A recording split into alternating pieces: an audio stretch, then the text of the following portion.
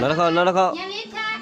ညလေးထားလိုက်ဆိုမယ်ရှေ့တန်းနဲ့1 2 3ရှေ့တန်းနဲ့ ဒီရောတော်ကြီးခန်းငယ်ကလေး